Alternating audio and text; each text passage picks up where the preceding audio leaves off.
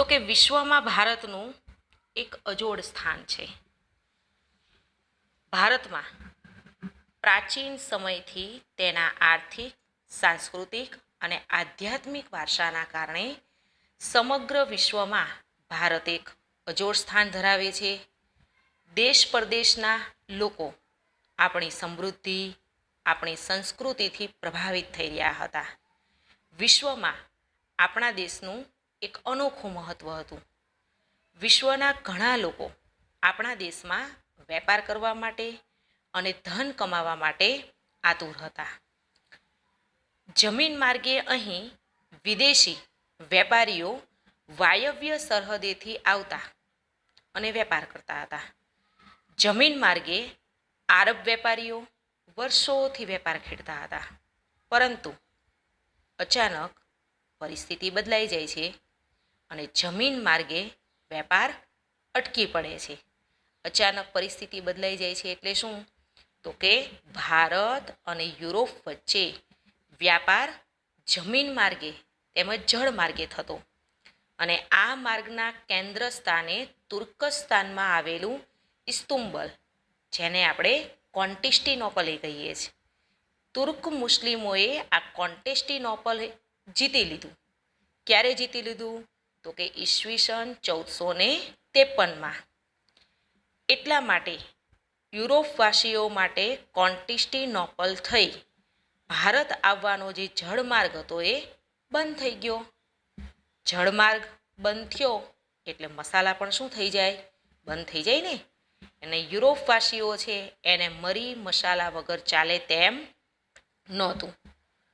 European દેશોમાં ભારતની ચીજ વસ્તુઓ, રેશમ કાપડ, સુતરાઉ કાપડ, મલમલ કાપડ, મરી મસાલા, તેજાના વગેરે ચીજ વસ્તુઓની માંગ ખૂબ જ વધી ગઈ હતી. આ પરિસ્થિતિઓનો લાભ લેવા માટે યુરોપના મોટા ભાગના દેશોએ ભારત પહોંચવાના જળમાર્ગો શોધી કાઢવાની યોજનાઓ અમલમાં મૂકી. ભારત આવવાના જળમાર્ગની શોધ વિશે હવે આપણે માહિતી મેળવીએ. તો પોર્ટુગલના રાજા, જેમનું નામ છે પ્રિન્સ હેનરી. પ્રિન્સ હેનરીની આર્થિક મદદથી, તેમની પ્રેરણા, તેમનું પ્રોત્સાહનની મદદથી સાહસવીરોએ નવા જળમાર્ગને શોધવાના પ્રયત્ન શરૂ કર્યા. ભારત આવવાના જળમાર્ગની શોધ માટે ઘણા સાહસવીરોએ પ્રયત્ન કર્યા. જેમાં બાર્થોલોમ્યુ ડાયજે કેપ ઓફ ગુડ હોપ નામની ભૂશીરની શોધ કરી.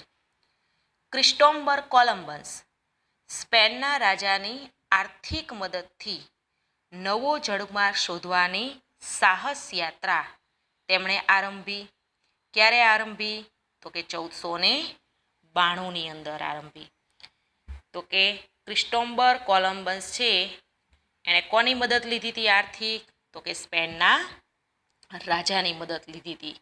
અને ભારત આવવાના જળમાર્ગ શોધવાનું બીડું ઝડપનાર અનેક સાહસિકો હતા. એમાંનો આ એક ઇટાલીનો રહેવાસી પ્રસિદ્ધ કોલંબસ. એટલે કોલંબસ ક્યાંના હતા? તો કે ઇટાલીના હતા. એટલે એક માર્કની અંદર પ્રશ્ન પૂછાઈ શકે કે કોલંબસ ક્યાંના રહેવાસી હતા? તો આપણે જવાબમાં શું લખીશું? ઇટાલીના. ખાલી જગ્યા, ખરા ખોટા અને MCQ એમાં પૂછાઈ શકે. હવે કોલંબસ એવું માનતા કે પૂર્વમાં જવા માટે પશ્ચિમ બાજુથી પણ જઈ શકાય. આમ એમણે સાથી વિચાર્યું હશે? વિચારો. કોલંબસ ઈસવીસન 1492માં ભારત આવવા નીકળ્યા, પરંતુ તે આકસ્મિક રીતે અમેરિકા જઈ ચડ્યા અને તે જ્યાં સુધી જીવ્યા ત્યાં સુધી તે પોતાને હિન્દુસ્તાનના શોધક માનતા રહ્યા. આજે પણ અમેરિકાના મૂળ વતનીઓ છે એ રેડ ઇન્ડિયન અને તેના કિનારાના ટાપુઓને વેસ્ટ ઇન્ડિઝ કહેવાય છે. એટલે કે એમણે સાહસ યાત્રા ક્યારે આરંભી હતી? 1492માં આરંભી હતી.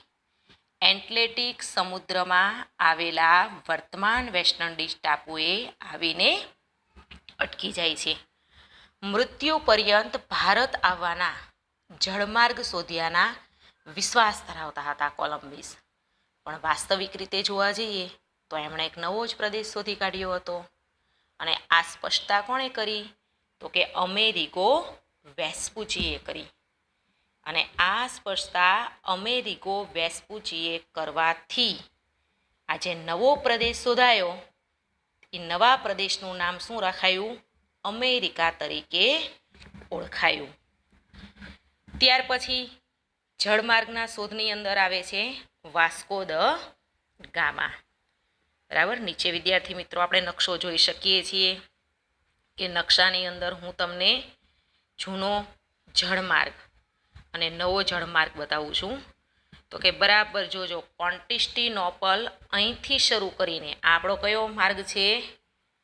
જૂનો જળમાર્ગ. કોન્સ્ટાન્ટિનોપલ અહીંથી શરૂ કરીને ઈરાન, ઈરાક, બરાબર, અને ભારતના પશ્ચિમ ભાગમાં અહીંયા કાલિકટ બંદરે પહોંચે છે વેપારી લોકો. એટલે જે આપણો યુરોપ અને ભારત વચ્ચેનો વ્યાપારનો આ જૂનો જળમાર્ગ છે. આ જૂના જળમાર્ગની અંદર તુર્ક મુસ્લિમો છે એણે આ જૂનો જળમાર્ગ એટલે કે તુર્ક મુસ્લિમો કોન્સ્ટાન્ટિનોપલ જીતી લે છે. એટલે કોન્સ્ટાન્ટિનોપલનો આ જૂનો જળમાર્ગ શું કરી દે છે? બંધ કરી દે છે. યુરોપવાસીઓ છે એને આપણી ચીજ વસ્તુ વગર ચાલે તેમ ન હતું. એટલા માટે ભારત આવવાના જળમાર્ગની શોધ ઘણા બધા સાહસવીરો કરે છે. આપણે જોયું એમ સૌથી પહેલાં કોણે પ્રયત્ન કર્યો? બાર્થોલોમ્યુ ડાયઝે કર્યો. Bartholomew Diaz Cape of Good Hope આવીને અટકી જાય છે. ત્યાર પછી સાહસ કોણે કર્યું? તો કે કોલંબન્સે કર્યું. કોલંબન્સ તો કંઈક નવો જ પ્રદેશ શોધી કાઢે છે અને એમને એવું લાગે છે કે પોતે ભારત શોધી કાઢ્યો છે, પણ ખરેખર એમણે નવો જ પ્રદેશ શોધી કાઢ્યું હતું. અને નવા પ્રદેશનું નામ આપણે શું રાખ્યું હતું? અમેરિકા નવા પ્રદેશનું નામ રાખ્યું હતું. ત્યાર પછી જળમાર્ગની શોધ માટે આવે છે વાસ્કો દ ગામા. હવે સફળ કોણ થાય છે જળમાર્ગ શોધવામાં? વાસ્કો દ ગામા સફળ થાય છે. તો કે ભારત આવવાના જળમાર્ગ શોધવામાં સફળતા મેળવનાર પોર્ટુગલ દેશનો રહેવાસી વાસ્કો દ ગામા હતો. તો વાસ્કો દ ગામા ક્યાંના હતા? તો કે પોર્ટુગલના. તેનું જહાજ આફ્રિકાની દક્ષિણે કેપ ઓફ ગુડ હોપ ફરતું ચક્કર લગાવી આફ્રિકાના પૂર્વ કિનારે મલિંદી પહોંચીને હિન્દ મહાસાગરમાં આગળ વધતા મોહમ્મદ ઇબ્ન મજીદ નામના એક હિન્દી ખલાસી મળે છે એમને. અને હિન્દી ખલાસીની મદદથી હિન્દ મહાસાગરમાં થઈને 22મી મે 1498ના દિવસે કાલિકટ બંદરે પહોંચે છે. અને એ સમયમાં કાલિકટના રાજા જામોરીન હતા. તેણે પોર્ટુગજ લોકોને વેપાર કરવાની છૂટ આપી હતી. તો હું તમને નકશામાં ફરી પાછા ત્યાં લઈ જાઉં છું. આ નકશાની અંદર તમે જોઈ શકો છો કે પોર્ટુગલ દેશનો રહેવાસી કોણ હતા? પોર્ટુગલ દેશના રહેવાસી વાસ્કો દ ગામા. બરાબર, અહીંયા પોર્ટુગલ છે. અહીંથી પોર્ટુગલથી શરૂ કરીને આફ્રિકાની દક્ષિણ ભાગ, આફ્રિકા ખંડનો કયો ભાગ છે? આ દક્ષિણ ભાગ છે. બરાબર, આ દક્ષિણ ભાગની અંદર જો તમે નીચે જોઈ શકો છો કેપ ઓફ ગુડ હોપ. બરાબર, એટલે અહીંથી શરૂ કરીને ક્યાં પહોંચે છે? તો કે આફ્રિકા ખંડની ફરતે ફરતે ફરતે અહીંયા આવે છે પહેલાં કેપ ઓફ ગુડ હોપ. એનું ફરતું એટલે કે દક્ષિણ આફ્રિકા છે એના ફરતે શું લગાવે છે?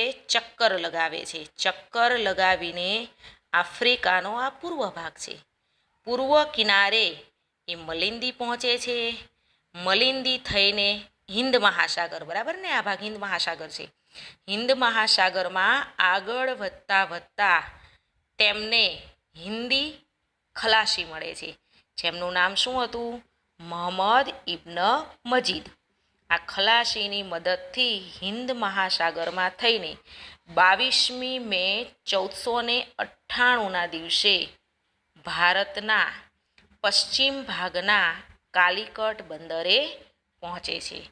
અને એ સમયે કાલિકટના રાજા કોણ હોય છે? તો કે કાલિકટના રાજા હોય છે જામોરીન.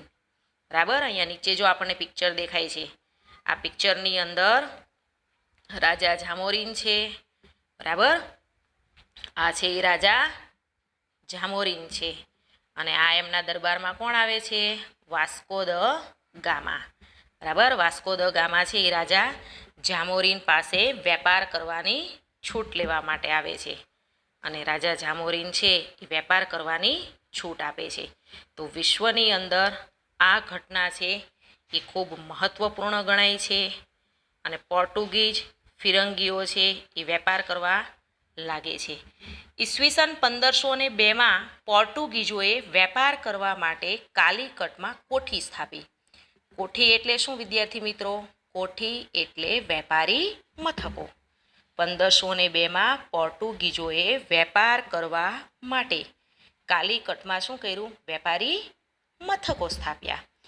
તેના ફરતે કિલ્લો બાંધી અલ્બુકર્ક નામના એક સેનાપતિને તેને રક્ષક નિમ્યો. હવે અલ્બુકર્ક છે એ ઉત્તર તરફ આગળ વધીને ઈસવીસન 1506માં એણે ગોવા જીતી લીધું. એટલે આ ઘટના છે એ મહત્વપૂર્ણ છે. કોણ હતા? અલ્બુકર્ક. બરાબર, અલ્બુકર્કે 1506માં ગોવા જીતી લીધું. બરાબર, આ ઘટના મહત્વપૂર્ણ ગણાય છે. અને 100 વર્ષના સમયગાળામાં પોર્ટુગીઝોએ મેંગલોર, કોચી, લંકા, દીવ, ગોવા અને મુંબઈનો બેટ તેમના નિયંત્રણમાં લાવી દીધો. એટલે આપણે જોઈએ છીએ કે 100 વર્ષના સમયગાળાની અંદર પોર્ટુગીઝોએ ઘણા બધા વેપારી મથકો પોતાના નિયંત્રણમાં લાવી દીધા હતા. હવે પોર્ટુગીઝની સત્તાના અંત તરફ આપણે વળીએ તો કે 17મી સદીની શરૂઆતમાં પોર્ટુગીઝોનો વેપાર બંગાળ તરફ વધવા લાગ્યો. એ સમયે મુગલ બાદશાહ શાહજહાં, બરાબર યાદ રાખજો, કોણ? મુગલ બાદશાહ શાહજહાં. બરાબર, આ શાહજહાંના સુબાએ પોર્ટુગીઝોના વર્તન સામે શાહજહાંને ફરિયાદ કરી. પરિણામે શાહજહાંના ફરમાનથી તેની હુગલીની કોઠીઓ છે તોડી પાડવામાં આવી અને તેમના વહાણો સળગાવી દેવામાં આવ્યા. આમ પોર્ટુગીઝ સત્તાનો અંત આવે છે. હવે પોર્ટુગીઝો પાસે માત્ર ને માત્ર ફક્ત દીવ, દમણ અને ગોવા પૂરતી મર્યાદિત રહે છે. આ રીતે બાદશાહ શાહજહાં, દિલ્હીના મુગલ બાદશાહ શાહજહાં છે એ ગાદી પર આવે છે. એના સુબા છે એને ફરિયાદ કરે છે પોર્ટુગીઝના વર્તન અંગે. એટલે શાહજહાંને સહન થતું નથી. એટલે શાહજહાં ફરમાન આપે છે અને એમના ફરમાનથી કોઠીઓ તોડી પાડવામાં આવે છે, સળગાવી દેવામાં આવે છે. આ રીતે પોર્ટુગીઝ સત્તાનો અંત આવે છે અને હવે ફક્ત દીવ, દમણ અને ગોવા પૂરતી મર્યાદિત રહે છે. ત્યાર પછી વેપાર અર્થે આવ્યા ડચ લોકો. ડચ લોકો છે એ પોર્ટુગીઝના આગમન પછીના 100 વર્ષે લગભગ 16મી સદીના અંત ભાગમાં હોલેન્ડ, હાલનું નેધરલેન્ડ, હોલેન્ડના રહેવાસી ડચ લોકો વેપાર અર્થે આવ્યા. સૌ પ્રથમ પુલિકટ અને મદ્રાસમાં તેમણે કોઠીઓ સ્થાપી. ઈસવીસન 1663માં આગ્રામાં પણ તેમને કોઠીઓ સ્થાપી. તો આપણે આ યાદ રાખીશું કે ડચ લોકોએ ઈસવીસન 1663માં આગ્રામાં પણ એમણે વેપારી મથકની સ્થાપના કરી. અને એ જ દરમિયાન અંગ્રેજો પણ ભારતમાં આવી પહોંચ્યા હતા. હવે ડચ લોકો અને ડચ લોકોની સાથે સાથે ડેનમાર્કની ડેનિશ પ્રજા પણ ભારતમાં વેપાર અર્થે આવી હતી. એટલે ડચ લોકો અને ડેનિશની ડેનમાર્ક પ્રજા, આ બંને જણ અંગ્રેજો સામે સ્પર્ધામાં ટકી શકે તેમ નહોતું. અને ત્યાર પછી વેપાર અર્થે કોણ આવ્યા? તો કે અંગ્રેજો આવ્યા. હવે અંગ્રેજો છે ઈસવીસન 1600માં ઇંગ્લેન્ડની રાણી એલિઝાબેથના સમયમાં બ્રિટિશ ઈસ્ટ ઇન્ડિયા કંપનીની સ્થાપના થઈ. એટલે આપણે યાદ રાખીશું કે બ્રિટિશ ઈસ્ટ ઇન્ડિયા કંપનીની સ્થાપના ક્યારે થઈ? ઈસવીસન 1600માં થઈ. ખાલી જગ્યા ખરા ખોટા જોડકાની અંદર પૂછાઈ શકે કે ઈસ્ટ ઇન્ડિયા કંપનીની સ્થાપના ક્યારે થઈ? ઈસવીસન 1600માં. હિન્દુસ્તાન સાથે વેપાર કરી ધનવાન થવાની ઈચ્છા રાખનાર વેપારીઓની આ કંપની હતી. હવે 1600માં કંપનીની સ્થાપના તો થઈ, પણ 1608માં પહેલું અંગ્રેજ વહાણ હિન્દુસ્તાનના સુરત બંદરે પહોંચ્યું. પણ જે આ 1608ની અંદર કંપનીનું પ્રથમ વહાણના કેપ્ટન હતા વિલિયમ હોકિન્સ. એમની આગેવાની હેઠળ સુરત આવ્યું, પરંતુ તેમને ફિરંગીઓના વર્ચસ્વ અને વિરોધના કારણે વેપાર કરવાની ત્યારે પરવાનગી મળી નહીં. આખરે ઈસ્ટ ઇન્ડિયા કંપનીને મુઘલ બાદશાહ જહાંગીર તરફથી વેપાર કરવાની પરવાનગી મળે છે. પણ આપણે જાણીએ કે જહાંગીર કોને આપે છે? કયા અંગ્રેજ કેપ્ટનને? તો કે ઈસવીસન 1608માં પહેલું અંગ્રેજ વહાણ હિન્દુસ્તાનના સુરત બંદરે પહોંચે છે. હિન્દુસ્તાનની ધરતી પર પ્રથમ પગ મૂકનાર પ્રથમ અંગ્રેજ કોણ? તો કે વિલિયમ હોકિન્સ. આપણે યાદ રાખીશું કે પ્રથમ અંગ્રેજ કોણ ભારતની ધરતી ઉપર પગ મૂકનાર? તો કે વિલિયમ હોકિન્સ. બરાબર, એ પ્રથમ અંગ્રેજ છે. એ વહાણનો કપ્તાન હતા. તે જહાંગીરને મળ્યા, પણ જહાંગીરે એને વેપાર કરવાની પરવાનગી આપી નહીં, કારણ કે એ સમયે ફિરંગીઓનું વર્ચસ્વ હતું, એનો વિરોધ હતો. એટલા માટે એ સમયે વેપાર કરવાની પરવાનગી વિલિયમ હોકિન્સને મળતી નથી. ત્યારબાદ આવનાર સર ટોમસ રો. હોકિન્સ પછી કોણ આવે છે અંગ્રેજ? તો કે સર ટોમસ રો. આજે સર ટોમસ રો છે એ જહાંગીર પાસેથી વેપાર કરવાની પરવાનગી મેળવે છે. જહાંગીર છે વેપાર કરવાની પરવાનગી આપે છે, પણ કોને આપે છે? સર ટોમસ રોને આપે છે. એટલે સુરતમાં વેપારી કોઠી સ્થાપવાની પરવાનગી લીધી. ત્યાર પછી દિલ્હીની સત્તા શાહજહાં પાસે આવી અને શાહજહાંએ અંગ્રેજોને બંગાળમાં વેપાર કરવાની છૂટ આપે છે. ઈસવીસન 1613માં સુરત ખાતે ઇન્ડિયા કંપની પ્રથમ કોઠી સ્થાપે છે. ઉત્તર ભારતમાં આપણે જોઈએ તો મરાઠી છે એની સત્તાનું ખૂબ પ્રભુત્વ વધે છે. એટલે એ લોકો દક્ષિણ અને પૂર્વ દિશાની અંદર આગળ વધે છે. દક્ષિણ અને પૂર્વ દિશાની અંદર આગળ વધતા વધતા તેમણે મછલીપટ્ટમ એટલે કે આંધ્રપ્રદેશ, સેન્ટ જ્યોર્જ એટલે કે ચેન્નઈ અને ફોર્ટ વિલિયમ એટલે કે કોલકાતામાં કોઠીઓ સ્થાપે છે. અને મુંબઈ ખાતે એ પોતાનું વડું મથક સ્થાપે છે. તો આ કોની વાત થઈ વિદ્યાર્થી મિત્રો? આ અંગ્રેજોની વાત થાય છે. અંગ્રેજો પછી આવે છે ફ્રેન્ચ લોકો. બરાબર, આપણે યાદ રાખીશું સ્ટેપ બાય સ્ટેપ કે પહેલાં કઈ પ્રજા આવે છે? સૌ પહેલાં વેપાર અર્થે પોર્ટુગીઝો આવે છે. પોર્ટુગીઝો પછી કોણ આવે છે? ડચ લોકો આવે છે. ડેનમાર્કની ડેનિશ પ્રજા આવે છે. ત્યાર પછી અંગ્રેજો આવે છે અને અંગ્રેજો પછી હવે કોણ આવે છે? તો કે ફ્રેન્ચો આવે છે. તો આપણે ફ્રેન્ચો વિશે માહિતી જોઈએ. તો કે ફ્રેન્ચોએ ફ્રેન્ચ ઈસ્ટ ઇન્ડિયા નામની કંપનીની સ્થાપના ઈસવીસન 1664માં સ્થાપી હતી. 64માં સ્થાપી, પણ એમનું આગમન ક્યારે થયું હતું? તો કે 1659ની અંદર આગમન થયું હતું. તેમણે સુરત અને પોડિચેરીમાં કોઠીઓ સ્થાપી. ક્યાં સ્થાપી? તો કે સુરત અને પોડિચેરીમાં કોઠીઓ સ્થાપી.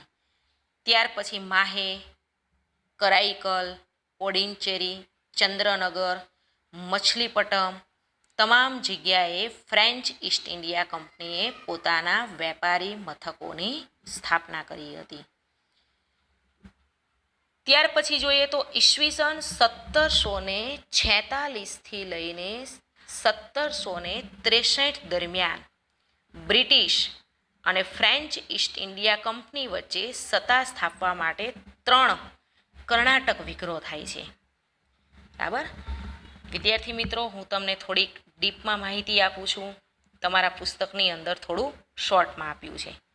બરાબર, એટલે આ ઈસવીસનનો ઉલ્લેખ તમારા પુસ્તકમાં નથી, પણ હું તમને માહિતી આપું છું કે ઈસવીસન 1746થી લઈને 1763 દરમિયાન બ્રિટિશ અને ફ્રેન્ચ ઈસ્ટ ઇન્ડિયા કંપની વચ્ચે સત્તા સ્થાપવા માટે 3 વિગ્રહ થાય છે.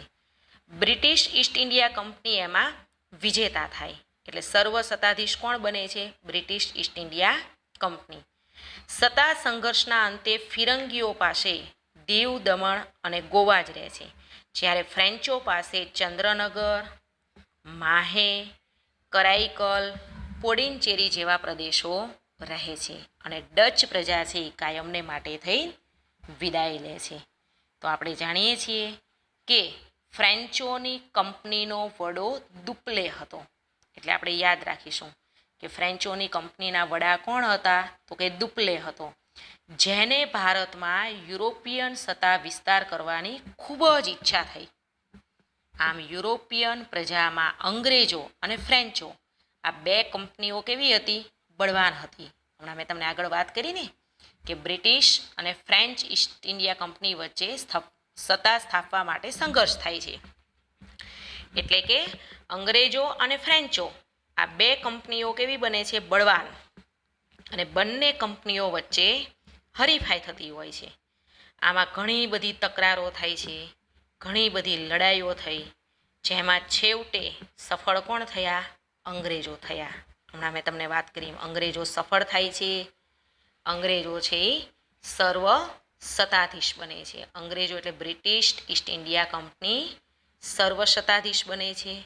પરંતુ ફ્રેન્ચો પાસે પોડિંચેરી, માહે એટલે કેરળ, ચંદ્રનગર એટલે પશ્ચિમ બંગાળ, આ તમામ વેપારી મથકો રહે છે. કરાઈકલ એટલે તમિલનાડુ, આટલા પ્રદેશો ફ્રેન્ચો પાસે રહે છે અને ડચ પ્રજા તો કાયમને માટે ભારતમાંથી વિદાય લે છે. તો વિદ્યાર્થી મિત્રો, આજે આપણે ડીપમાં આટલી માહિતી મેળવી. ત્યાર પછી આજના દિવસનું હું તમને નાનકડું એવું હોમવર્ક આપું છું કે તમારે 100 પેજની નાની એવી બુક બનાવવાની છે. જ્યારે મારો પીરિયડ આવશે ત્યારે પીરિયડના અંતે જે ટૉપિકનો આપણે અભ્યાસ કર્યો હશે એ જ ટૉપિકમાંથી હું તમને માત્ર એક પ્રશ્ન આપીશ. એ એક પ્રશ્નનો શાંતિથી જવાબ લખવાનો. આ વિડીયો તમે ફરી પાછો પણ ગમે ત્યારે જોઈ શકો છો. એટલે તમને એવું થાય તો ફરી પાછો શરૂ કરવાનો, ફરી પાછો એકવાર સાંભળવાનો, કે જેથી કરીને તમને યાદ રહી જાય. એટલે આજના હોમવર્કનો પ્રશ્ન નોંધી લેજો. યુરોપિયન પ્રજાને ભારત આવવાનો જળમાર્ગ શોધવાની જરૂર સાથી પડી, વિધાન સમજાવો. તો આ પ્રશ્નનો જવાબ 100 માર્કની નોટબુકમાં લખી લેવાનો. પછી જ્યારે તમને હોમવર્ક જમા કરાવવાનું કે ત્યારે તમારે જમા કરી દેવાનું. તો નેક્સ્ટ પીરિયડની અંદર આપણે અભ્યાસ કરીશું બંગાળમાં અંગ્રેજોનો વેપાર, પ્લાસીનું યુદ્ધ અને બક્સરની લડાઈ, જેનો આપણે નેક્સ્ટ પીરિયડની અંદર વિસ્તારથી અભ્યાસ કરીશું.